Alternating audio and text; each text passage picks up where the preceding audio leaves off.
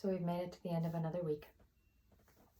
And I've actually had something on my mind for a week or two now that I wanted to talk about, but other things always seemed a little bit more pressing. But I figured tonight might be a good time. And I'm going to go back in time for me a little bit.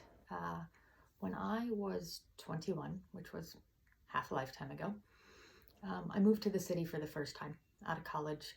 I moved into the city. I moved into I think it was a 600 square foot studio, pretty much at the corner of, Orleans and Illinois, right next door to Gene and Georgetti's, one of my favorite steakhouses in the city, who are doing amazing takeout things, family style, really, really incredible pricing.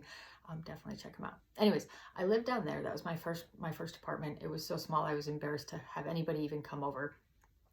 But that's where I learned to love the sounds of the city. And it was interesting because, I'd had the train tracks, I've had the sirens, I'd had the honking, I had the hustle and bustle. And these were noises that very soon became comforting to me. In fact, I remember my first couple of years in the city, I would still try and go back and spend a night at my mom's, who was at the time living in the suburbs. And I always remembered trying to fall asleep. And I remembered longing for those sounds of the city, is that the silence, the quietness of the suburbs always felt a little uncomfortable to me once I had lived in the city and really, really learned to love it. And the reason that I'm bringing this up is that a few weeks back, I was out walking the dogs, and it was later in the evening, and I wasn't being unsafe. I've got two really, really big dogs who are very aggressive looking. They're not aggressive at all, but they are very aggressive looking. And while I was walking the dogs, and I should preface, we live about 6 blocks from the highway and about 4 or 5 blocks from the L.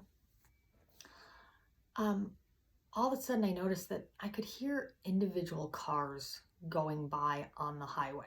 Just that very quiet noise of one car zooming by. And then a couple seconds would go and another car would zoom by. And it was this eerie silence or eerie quietness that all of a sudden made me realize how quiet the city is right now. And that was something that got me thinking, because to me, I'm somebody that I've lived in the city for the last 21 years. And I've learned to be comfortable with the noises of the city. And so when our city doesn't have those sounds and doesn't make those noises, I have to admit, I don't feel as comfortable as I do. And this got me thinking a little bit more about our days to day in this. Now, truth be told, I am in a stay at home in a very noisy home. I've got 2 little ones. I've got a husband that is very extroverted, that just likes to talk. I've got 2 dogs, one of which is a 8-month-old puppy. There's constantly noise in our house. So that's helping me to get through this. That noise, that chaos, that comfort of living in the city, that I'm getting a little bit in my own house. But I started to think that if the silence of the city right now was kind of getting to me, even though I have a lot of noise in my life, it started making me think about other people. Because if the sounds of the city comfort me, I'm very certain that they comfort other people too. And so really what I wanted to talk about tonight, and why I'm bringing up this story about my past and talking about my noisy household, is that I think we need to remember that silence can be scary, especially in a time like this. Is that silence leads us to our own thoughts, which at some points, brilliant things come out of our own thoughts. But sometimes when we can't escape it, sometimes it can be really scary. And so I myself and my family, what we've been trying to do is we've been trying to reach out and connect with those that may not have as noisy and chaotic of households during this. I'm kind of understanding that with silence being scary, sometimes I say silence is deafening, that some people are more alone in this. And yes, I think it's great that we're having Zoom cocktail hours and Zoom birthday parties and all this stuff.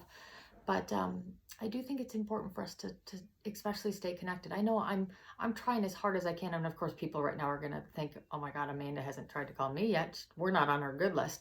Trust me, I'm trying to get to everyone as much as I possibly can, and just because I haven't called you or reached out to you, it doesn't mean you aren't important to me. Um, but I think that's something that we should be aware of, is that some people right now, they're sheltering in place in a very, very quiet place, which sometimes I've got some people that are telling me they are living their best life and they are doing more soul searching and exercising and feeling great.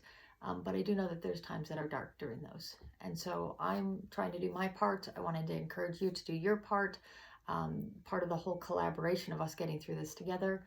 Let's just remember that some people need our noise in their lives right now to feel a little bit better. So that's it. Nothing real estate, nothing data, nothing overly exciting, but just remembering connection and remembering that those that might have a little bit too quiet of a life during a time that the city is really quiet could use a little extra help from us. So on that note,